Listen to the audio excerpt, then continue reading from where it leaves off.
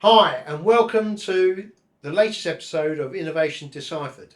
I'm your host, Tip Top Tim Fitch, and today I'm joined by Kevin Andrews, who's chairman of Ideaworks, which is a really interesting business. He had a fantastic career. So I hope you enjoy this episode.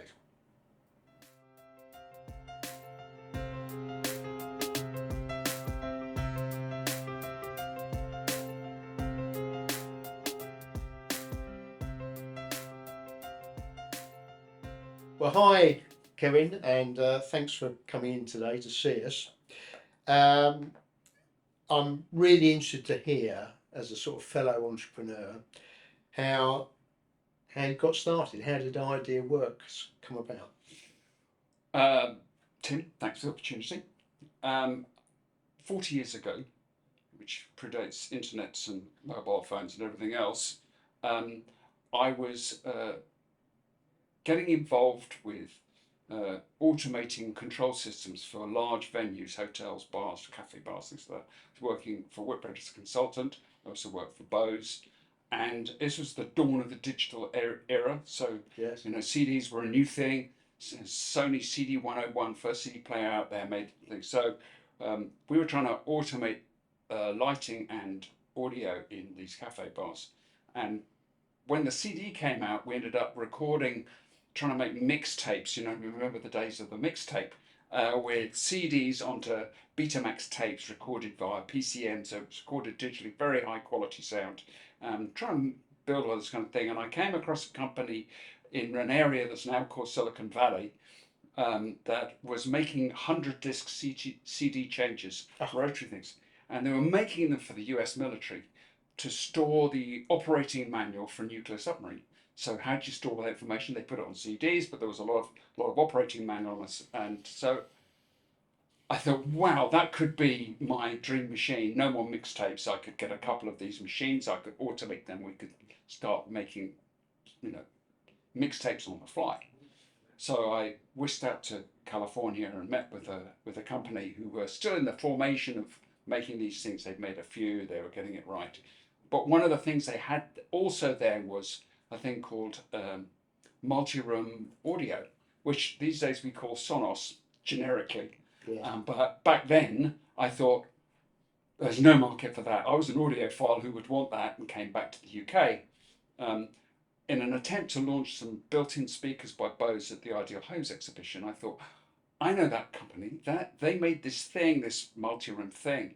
So this would be useful for the show home as a way of controlling the audio around the thing. Yeah. So I put it in this house, expecting to no real response. I got 4,500 inquiries in one show, and that's one of those strange moments in time when you suddenly go, I didn't think it was a business, but maybe it is. And so I kind of refocused what I was doing on that. We made using kind of pro lighting control, the kind of stuff that came out of theatres and nightclubs, building into homes, automating how the lighting worked in homes. Um, and the company really grew from there. And it was just as the business grew, the level of desire within the market grew. Um, I got to play with incredible technologies in more and more expensive homes, and found more and more clients willing to kind of make the leap. There were companies starting to kind of focus on the smart home market. I attended a show, it was the second ever CEDIA show in the US. CEDIA is the Custom Electronics Design and Installation Association. A bit clunky, but it was a room in a hotel in San Francisco. Everyone had no more than a wallpaper table of kit around the Yeah. room. And when I came back to the UK, um, I ended up distributing a bunch of brands that I'd found in the States that were doing this kind of thing, and was one of the founders of CEDIA in the UK. And now CEDIA worldwide is a massive organisation, and it is the trade association of smart home technologies, a term you'll understand I have grief with. But that was really the founder of it, and the business has now gone on. We're now in 6 countries, and we are 180 people, and we focus our efforts really in super yacht and high-end residential around the world. So that's kind of the And is it? how we've got there. And it's still this really high-end, bespoke design. Yeah, You haven't yeah. got mass market. I think what it is I feel like a bit like a polar bear on an ice floe, is that as consumer technology gets better and better, my iceberg melts, and I'm now floating on a pretty small iceberg of those people whose homes and yachts are of such scale that consumer equipment just doesn't cut it. You might say that I've got a sonar system I can do up to 24 zones, but if you've got 600 rooms, then that's not going to do it. So there's still projects out there that need an extreme level of technical support to make them work seamlessly and easily and support them 24 hours a day. Am I right in thinking that the sort of the core competency of your business is understanding what technology is available and then configuring it and designing I'd a love to particular think that we space? were actually perceived as a design business, because actually predating the audiovisual stuff, and part of what I did back in the hotel and nightclub days was as a lighting designer. And lighting design is the part that I still love about the business. The technology becomes increasingly challenging, and as you lose your hair, so do you lose the ability to understand code and all the other things that goes with it. And so I think that we are a creative agency we use technology of all sorts to deliver solutions inside the homes, and that goes all the way through digital art and user experiences, and we still do the C in CDO, which is custom. We still make things from nothing to deliver something that the client wasn't expecting. And that's always of a technological nature, or is it? It's always got some kind of technology. So even when it's lighting and it's an incredible lighting installation, there'll be some technology driving it. So we don't drive circuits of light; we drive individual lights in an environment, so that we have much better control over the layers of light that we create, and we can make them interactive. We can respond to the environment with them, so they're not just a light. So yeah. And your service for a client, is it purely the design, or do you supervise the installation? Do you arrange the installation? So almost inevitably we do the whole thing. We do the design because that's something we love to do. We project manage the implementation because what we do is intrinsically difficult, so we need to manage it. We have some of the best engineers in the world. I'll say that because I love them, but they are some of the best engineers in the world, and we need them to have an understanding of what it is that we're trying to create. And after that, when we do a project, I always think when we hand over a project at the end of the construction phase is day one of our relationship with that client, which will then extend forever, because we will always be the people who are on the end of the phone to help when everything goes wrong. And stuff goes wrong, powers goes out. Apple put a new password in. Who knows what that password is? What we do, So that's kind of why we end up doing the whole thing. It's because it's very hard once you've created something bespoke to just hand it over to a machine to produce. Yes. Yeah. Because it's all about customer service, isn't it? Yes, and in fact, we're mostly remembered for our aftercare and not for what we did, because what we did,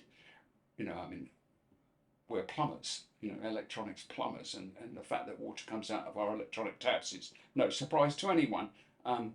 Being there at 10 o'clock on a Saturday night when that hasn't happened, that's what we're remembered for. Yeah. So yeah, it is absolutely a customer service business. Kevin, when you were talking about this trade association, which attended one of their events in the US, sparked the idea. Yeah. And I think you mentioned then that you created the UK branch, or involved in creating it. Talk to me about that, because that's every trade needs an association. It does, and the two key people, I guess, at the outset were myself and Steve Moore. Steve Moore was a fellow integrator, one of my first dealers who saw what I didn't see in multi-room audio, but then became a good friend and a technical shoulder to lean on. But he and I formed this CEDIA in the UK as a kind of boys club, and I say boys because it was all boys, a boys club, and we used to meet, once every 3 months and sit in a bar and discuss the challenges that we had, because this was very much in the days of, when the way I controlled a CD player was by soldering buttons on the back of the play button, connecting them to a relay, which was then connected by. This was jerry rig stuff. So we all exchanged information in that way.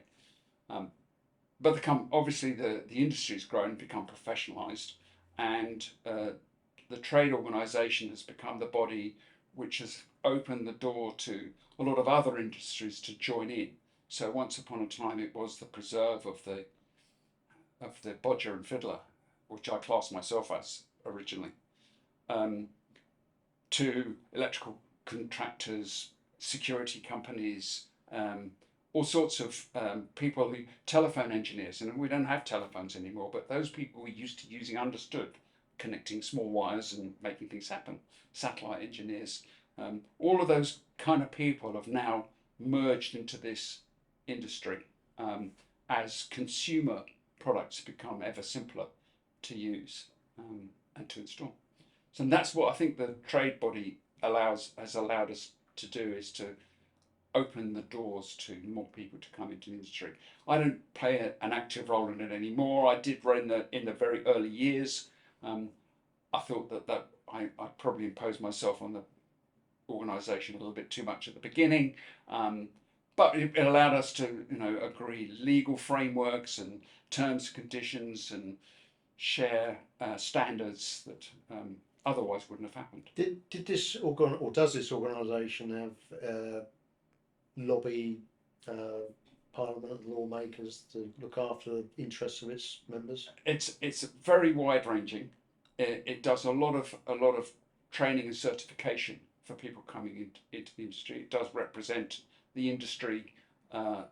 If someone needed to talk to the industry, then that's where they would go, and it's a way of users coming in and finding competent people to work with. That's really interesting. I'm interested in the build up to this. I'm creating something like that for the research and development tax industry, because it's come under a lot of political pressure recently. Yes. Not without justification. Yeah. So it's a personal interest, but I think these associations play an important part in all industries. There's many in construction. This is one I've not heard of, I'm afraid. But why would I? No, I think all of these things are the managing director of Ideaworks, who interestingly joined me as a work experience student,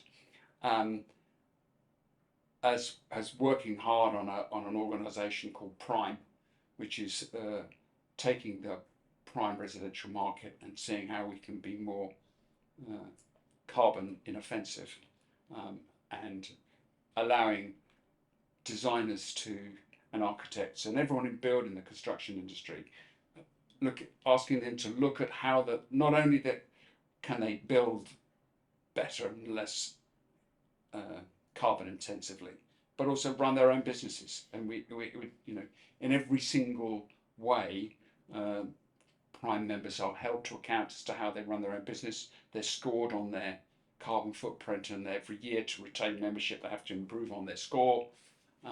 So I think all of those things, like any trade, and that is effectively a trade organisation, benefits from sharing experiences with other people who are trying to do the same thing. And benchmarking members against each other, or set standards. Absolutely. Yeah. Really important. Yeah. I know when we were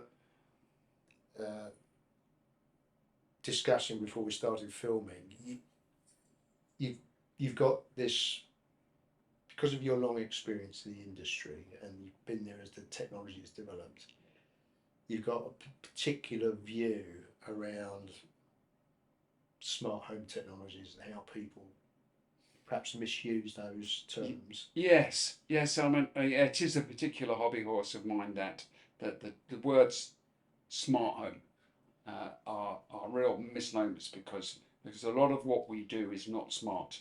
In fact, most of what we do is not smart. It's simply responding to instructions by smart people. So where I would love to see is that we are going down a pathway at the moment where more and more devices in the home can have a conversation with the internet. Now, that's not always a conversation which is fruitful. So I have a washing machine, it connects to the internet. It's hard to imagine, given that it comes from a famous manufacturer and they've been washing clothes for a long time, that somehow overnight some new way of wetting and drying clothes is going to need a software update.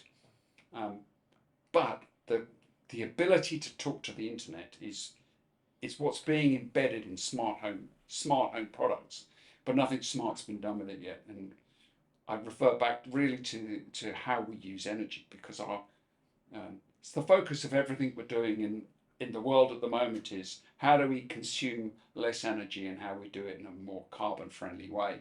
And at the moment, smart home equipment's having conversations with people, and I think that it becomes truly smart when it starts having conversations with the energy generation companies. So if my washing machine, instead of telling me it's got a new silks cycle I can run, can talk to the energy generation companies and say when I put my clothes on, come home, end of the day, throw the clothes off, put them in the washing machine. If it came up on its screen, they've all got a screen, and it says, if you wash your clothes now, it's going to cost £15. Press go, so I'm not being robbed of my choice. If you leave this till midnight, it'll cost you £2. And if you leave it just to the energy generation company, probably AI, we'll wash it free. That would be smart, and the ability for the energy generation companies to control the consumption at the user end and to give us real incentives to understand how we can save energy would be a real, what I think would be smart. Yes, because you're right, because I mean the whole energy business is based on peak demand, isn't it? And being almost enough energy to meet peak demand. Yes, and when we shut down reactors and things like that, and or we have a loss of wind, which means that we're on a knife edge of just enough power the whole time. So it only takes, with the extreme weather events out there, it doesn't take much of an extreme weather event for us to lose that. So my point is, instead of constantly building power consumption, power generation to deal with the peak, how do we knock the peak off? And that's where I would love to see that smartness go. Yes, because I mean, from what we do in infrastructure, this has been a big topic. Of course, one of the big ideas is, well, if you can not only give energy to electric cars, but take it from them when you need Yeah. it. If they're not moving, obviously, they're still plugged in. There's this huge capacity that's growing the whole time to store electricity, which is not done very much apart from pump storage No. at the moment. No, I mean, limited number of those it can do. There's a fascinating book I've just read by Marcus Alvarez, I think it is, about the future of hydrogen. Very interesting that whilst we're busily putting solar panels on our cloudy roofs, really the benefits are, put solar panels in the Sahara, generate your power where the sun is, not where it's, I mean, we're lucky today, but generate the power the sun is, but how do you transport that? Well, you use that power to generate hydrogen. Hydrogen can flow down the existing pipe networks we have around the world, and that's a really interesting way of rather than us trying to generate small amounts of power with solar panels, which are really not massive. They have their own carbon footprint. We make them or we destroy them after a certain period of time. If we could make instead of putting solar panels, we could use a slightly better battery technology in the homes. And as you say, as we move to electric cars, we will all have some battery technology in the home, to be able to absorb power when power's cheap, and and again put that battery in the hands of the power generation companies so that they have control, so that when they know when they're under in peak demand, they've got a whole village that can draw its power back in from the batteries and use and spread it around the village. Interesting to see in Ukraine when they reinvent the power distribution networks there, because we're in a really strange position there. Let's hope one day we're in a position to rebuild there. Yes. But how they rebuild power generation? Do you build more nuclear power stations, which are so easily weaponized in the event of war, or do you build a more scattered, self-generated, balanced, no real central hubs of power kind of thing? It'd be fascinating to see. I've spoken to people who are working on this very plan for the future, and it's fascinating to see what will come out of that. Yeah, I agree with you that the whole Ukrainian situation throws up all sorts of challenges, but also lessons for the future, because of course they've got their own issues with power. Of course, you've then got the whole issue of the rest of the world being dependent on a third party's energy supply. Yeah. And then taking it one step further, Ukraine is the second biggest exporter of grain in the world, which has been disrupted. Yeah. So lots of strategic. Yes, Russian gas. Suddenly you turn off Russian gas to Germany, and Germany grinds to a halt. What does Russia aim at in the Ukraine? Well, the first thing it's aimed all of its efforts at is disrupting, the power grids. It's one of those things. It's a very risky business when you make it as centralised or dependent on one thing. Kevin, it's been. I'm going to call a halt there. Otherwise, we could talk all morning, sure. and we'd end up with a feature film rather than a podcast. It's been fascinating talking to you today. Right. And I thank you very much. And I say goodbye to all of our viewers. And I hope you've enjoyed this episode. And I'll see you on the next one. Thank you. Right. Thanks very much.